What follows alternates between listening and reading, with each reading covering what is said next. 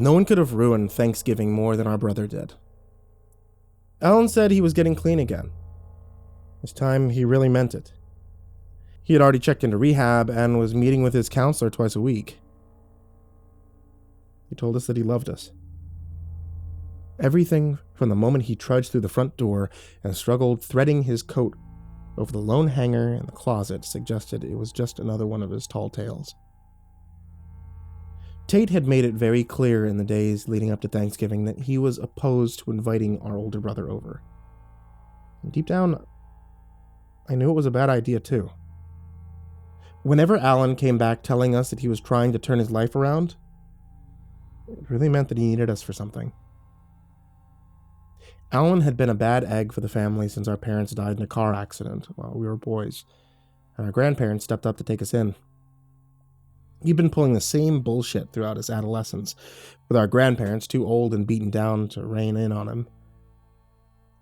So many nights of our teenage years, Tate and I would stay in playing Xbox and watching DVDs only to brace ourselves when he heard footfalls coming up the porch and Alan stumbled in, fucked up and always angry. When our grandparents finally passed, all they had left in their estate was the house to pass down to us. It hadn't taken long for us to grow so sick of the constant parties and Alan's strung-out junkie friends passed out on the couch every night that we eventually had to kick him out and try to make our own.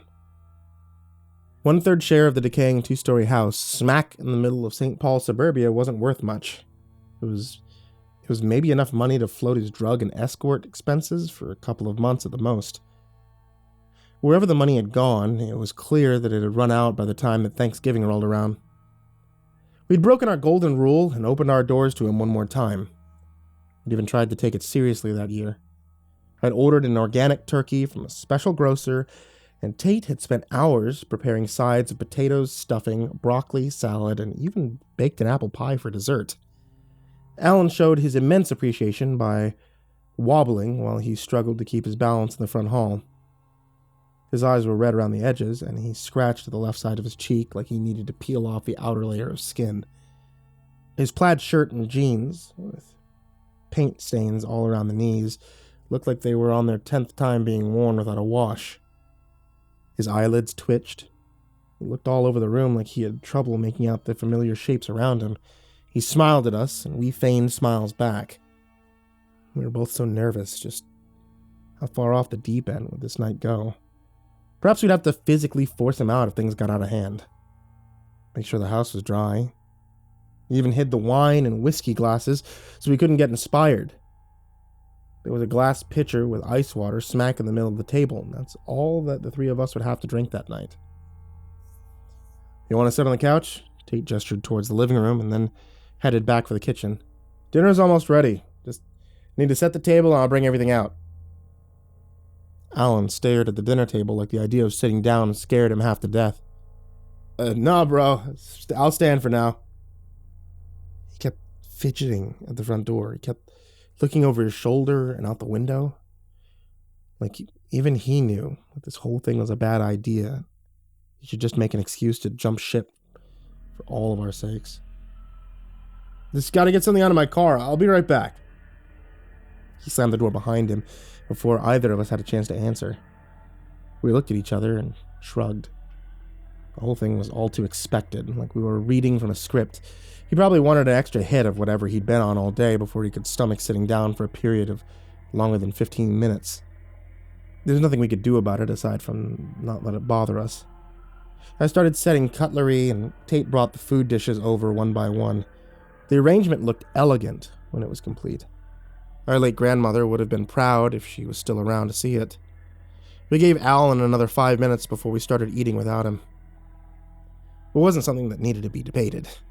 We didn't need to bother checking on him to see if he was coming back. The food would only get colder, with more time spent on a wasted cause. We scooped the big portions onto our plate, and we started digging in. Eating with just the two of us didn't hurt that badly. I mean, it never does when you prep yourself for the worst case scenario ahead of time. We both loosened our belts and sat there at the table for some time when we were done. Every once in a while, I would glance over to the door, waiting for a moment where Alan would burst in like nothing had happened, with some cooked-up story about how he got a call from a friend in need, or how he couldn't find whatever the hell he was looking for in his car. And then it hit me. That degenerate didn't have a car. He'd never owned one. He hadn't even tried to get his license, as best as I could remember. I went to the front window and peered out. The driveway was empty, as I'm sure it had been the entire time. Alan probably had one of his junkie friends drop him off, or he just walked all the way from whatever ghetto part of town he'd lived in. Probably took off down the street the moment that he realized he wasn't mentally stable enough to sit down for a proper dinner with his brothers. It seemed like all the neighbors were entertaining Thanksgiving company, with their narrow driveways on sprawling city lots stuffed with 3 or 4 cars at least. A single black van was parked on the street directly in front of our house. It's one of those 90s GMC Savannas with no windows lining in the back. I pictured Alan hunched over inside, desperately taking another hit before he could find the confidence to come back in. The van shook, gently, but no door ever opened. I drew the curtains shut, and then my phone started buzzing on the counter where I'd left it, trying not to distract myself from other precious family meals. And sure enough, it was Alan's phone, and the rational part of me was screaming to let it go to voicemail. Then again, maybe I'd found the confidence to tell him how I truly felt over the phone. The cat always seemed to have my tongue whenever I saw him in person. At first, all I heard were gasps on the other end of the line. When Alan's voice finally came through, it was shrill and desperate. Something was wrong. He didn't have the finesse to fake it all that well. He stumbled over his words and couldn't find a way to string more than a couple together at a time. It was so predictably infuriating. He'd managed to fuck himself up swiftly. And I didn't want to piss away any more time trying to figure out what was wrong with him. I wished I could have been jaded enough to just hang up the phone right then and there. I glanced back at Tate, who slouched forward in his chair with his elbows on his knees. He stared back at me apathetically, no more interested in the gibberish he could hear coming from the other line. When Alan was finally able to find his words, he was suddenly composed. "Y'all to come to the reservoir behind the house. Come down here to stretch my legs and slipped. Need some help getting up." "The fuck are you doing back at the reservoir, Alan? You said you were going to your car and there's nothing in the goddamn driveway." "Need to stretch my legs." "Sorry, brother. I need you to come back and help me up. Messed up my ankle real good." "Get your ass up and hobble back here yourself. We'll pack you a doggy bag and you can walk your ass home." Suddenly Alan's voice became very stern, threatening even. "Listen, brother. You and Tate walk down here to the reservoir now, or I'm going to call up my junkie friends to go over there and make you. Y'all like that?" I looked at Tate again, and it was clear he could still hear Alan word for word. He got up from his seat and went to put his jacket on. I stood there speechless. Alan erupted into a burst of shrill laughter on the other end of the line, like he'd gotten the upper hand. He hung up before I could find any more words. "What are we gonna do?" I asked Tate, while he fished through the front cupboard looking for gloves and a hat. "I guess we'll go down to the reservoir."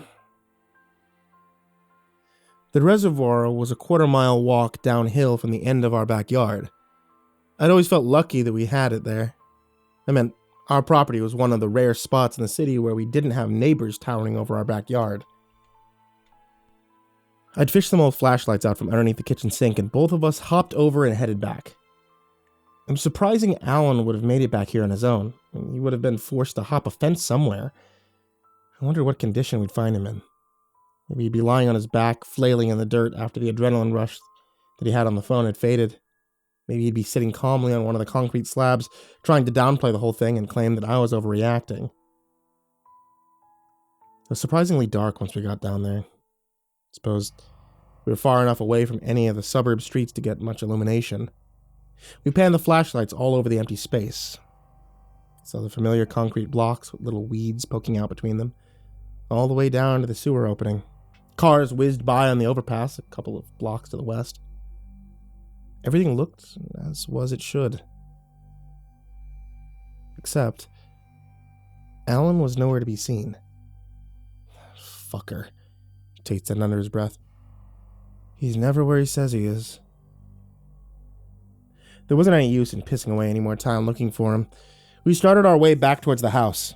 Wherever Alan was, and however he had made his distress so convincing over the phone, we weren't going to let it be our problem anymore. I was determined to draw my line in the sand from that point forward and make sure that I wouldn't let my older brother or his predictable actions invade my thoughts for the remainder of the evening. The plan lasted maybe 2 minutes. We realized that Alan had once again fucked us over before we even made it inside the house. The rear door had even been left swinging open in the cold November air. The whole place had been ravaged. All the dishes had been knocked off the table with the leftovers smeared deliberately all over the floor.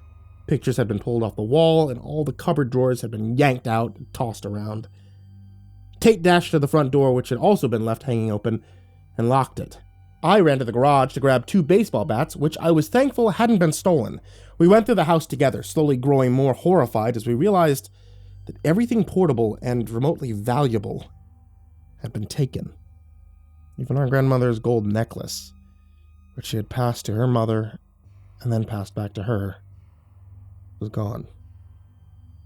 We kept it in a little nook behind the fireplace for that very reason of mitigating it being stolen.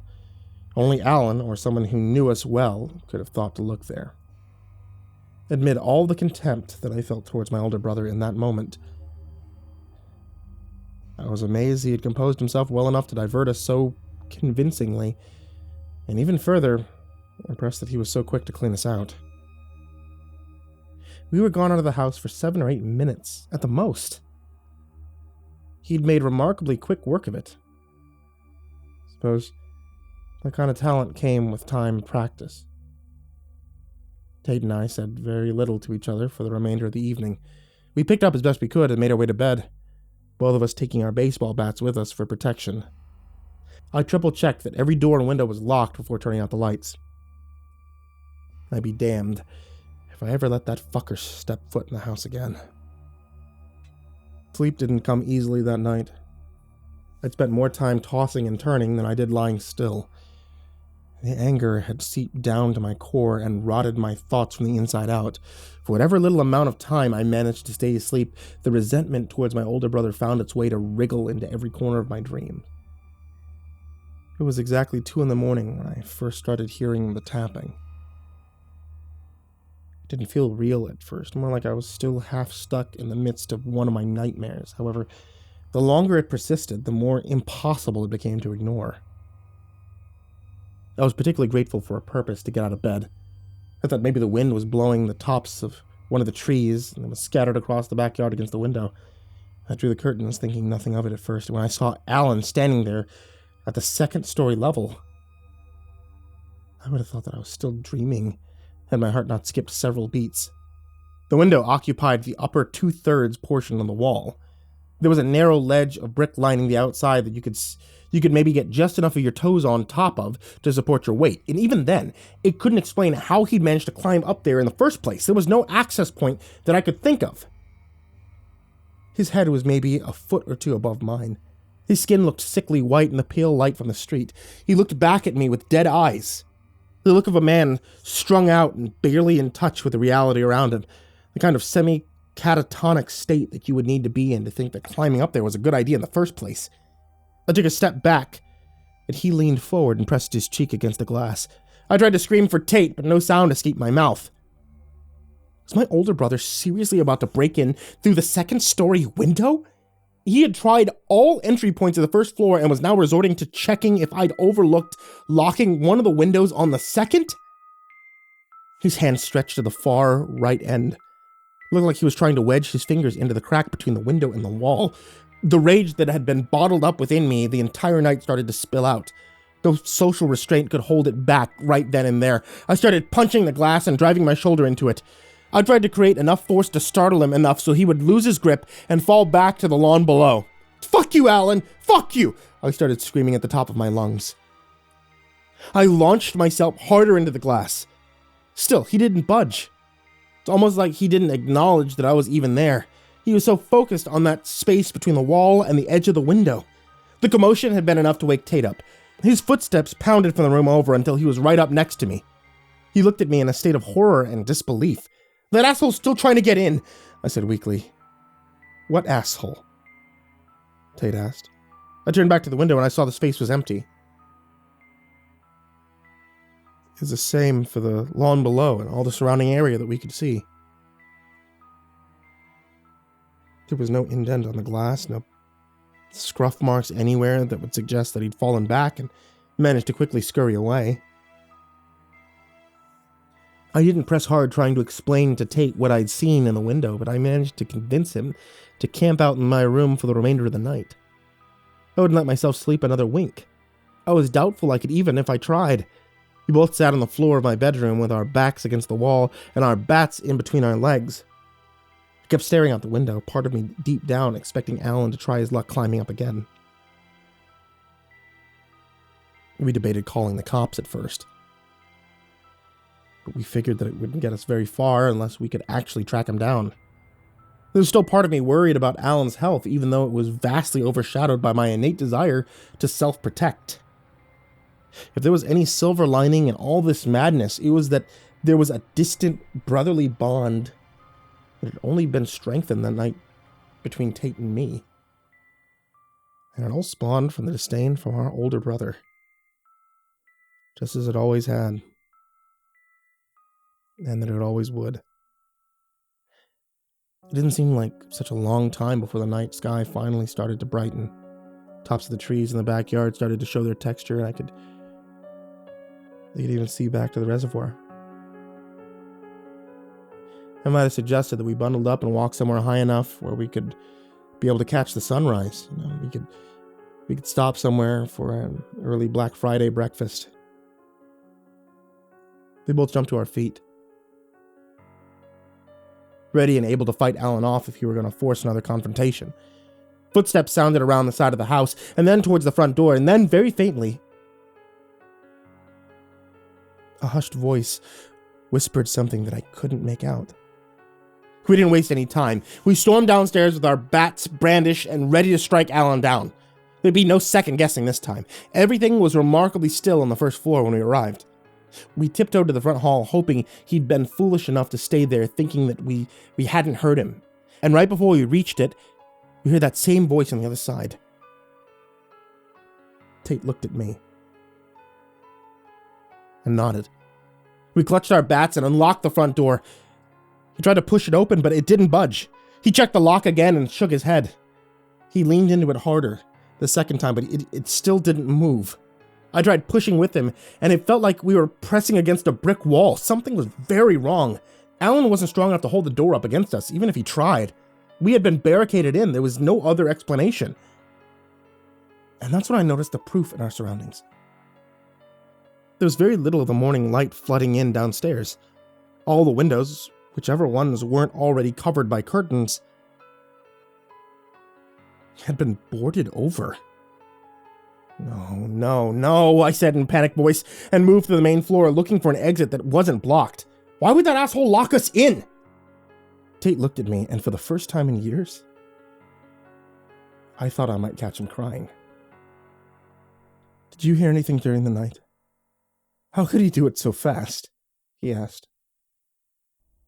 Come, follow me, I'll show you. Alan's voice sounded shrill from the top of the stairs, like he had been waiting for that exact question. We both sprinted to the bottom steps, and sure enough, we saw our sickly-looking older brother staring down at us from the top. He looked so apathetic, like his sneaking in our house to torture us was so easy it hardly amused him anymore. We stormed up towards him. Both our bats were raised, and there was no doubt in my mind that we would have beaten him within an inch of his life if we could have gotten our hands on him.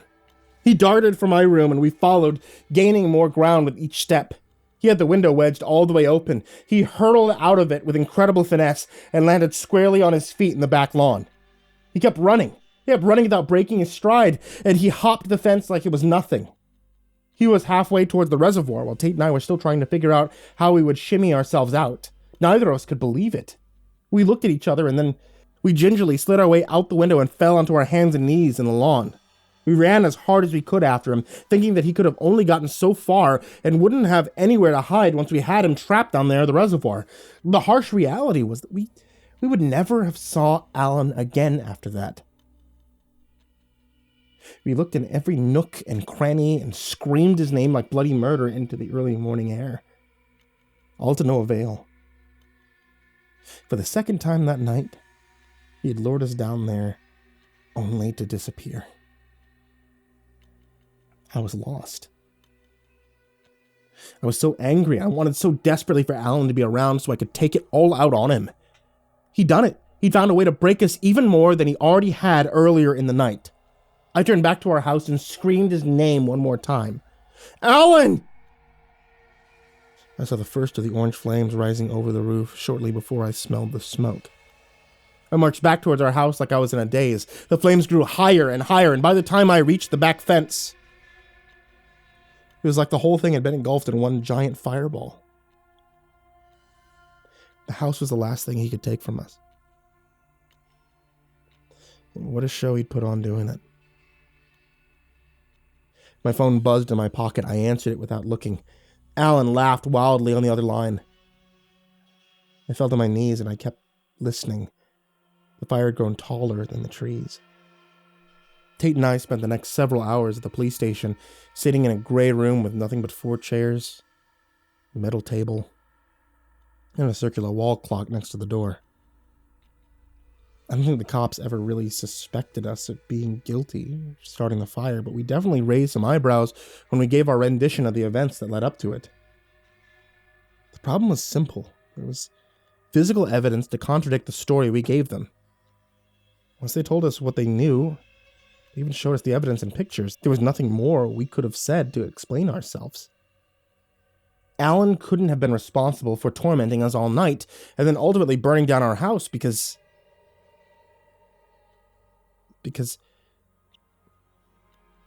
he had been murdered shortly after he told us that he needed to check something in his car. The car he was talking about was really that black van I saw parked in the street in front of our house. It belonged to some drug kingpin who Alan begged to follow him over, promising him that he could get the money from us to pay his debts. The amount he owed was in the 6-digit range. It's the only way that so many higher-ups would have been involved firsthand. Alan must have had a change of heart when he stepped in and saw us, nervous for his visit, and he went back out to plead his case. They dragged him back inside the van, and they slit his throat right on the spot. The police knew about this hours before we called to report the fire. They caught the 2 cronies tasked with dumping Alan's body in a park a couple of blocks over. They already had his body in the morgue. They had the 2 criminals in for questioning. They were selling everyone out well before we were even on their radar. The debt had been worth more than Alan's life alone. He'd been too big of a problem for them for too long. They wanted ours as well. At first, they stormed the house expecting to gun us down while we ate, unsuspectingly, at the dinner table. Of course, we'd been lured down to the reservoir at the time. They must have just missed us giving the timeline, and they decided to rob us of everything we had before coming back to us later. It took 7 men several hours to board up all the exits in our house quietly in the night without us hearing it. But they were sure that they got every exit. Most certainly my bedroom window. There was no way that we would have been able to get the boards off from the inside. They torched the house after they heard us yelling and running up the stairs, thinking that they would sit and listen to us scream. Only by some miracle did we head down to the reservoir for the second time. They checked my phone for the call logs from Alan, and there was nothing. His phone had been smashed shortly after they'd killed him and tossed into the street. You could still hear his wild laughter in my head, and yet there was no way he could have called. There was no way he could have been back at the window or back inside of our house. There was no way that he was ever actually down at the reservoir. Perhaps he truly did love us.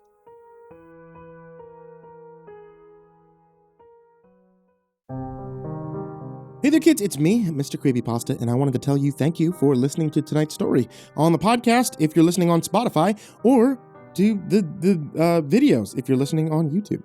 And if you're listening anywhere else, then probably let them know that they're not supposed to have this there because it's only supposed to be on Spotify or YouTube or wherever podcasts go, or, you know. I also want to give a very big thank you shout out to all of you guys out there on Patreon. If you guys want to check out patreon.com/MrCreepyPasta, you're able to support the show, support me, support my cats, support, you know, being cool folks out there, like people like these. Jordan Alexander Sanchez, Mr. Thud, Ken Lando Higuchi, Chompski, Bobby Karman, Nico Kaeo, Tristain Pelton, Chance Burnett, Diana Kraus, Raven Hart, 1-800-Nightmare, King Hades F13, Unknown Nobody, Joshua Mcmeekin, Michael Scharbrough, Kazan, ThisIsMyRealNameNoShit, Jason VB Wilson, InfernalOne, Lilwulfgaming, JimboTheHutt, Caspian, Jordan Nells, Hades Nephew, Jordan Wayne Deckard, Bradley Leipe, and Charron, AcidSystem, Mike Bullock, Prozac and Pancake Appreciation Society, Brian Arse, Cryptic Nightmares, Brianna Wright, Someone You Love, S-Man, Kiri the Sloth, Thomas Burgett, Liam Newman, Sky Harbor, Caleb Dougal, Nina Smith, Rafael Rodriguez, The Ginger Bros, Aaron Stormcrow, Daniel Polson, and Corey Kenshin. Thank you guys so much for your support on Patreon. Like, I really can't thank you enough. And everybody who's down there in the description, thank you guys so much as well. And everybody who's not on either of those tiers, who just have $1 on Patreon, I can't thank you guys, like, for making these past 10 years incredible. This entire time I've ever spent on YouTube, on podcasting, everything amazing. And all of you who are at home listening, thank you guys so much for listening. I hope you all have a wonderful, happy holidays and sweet dreams.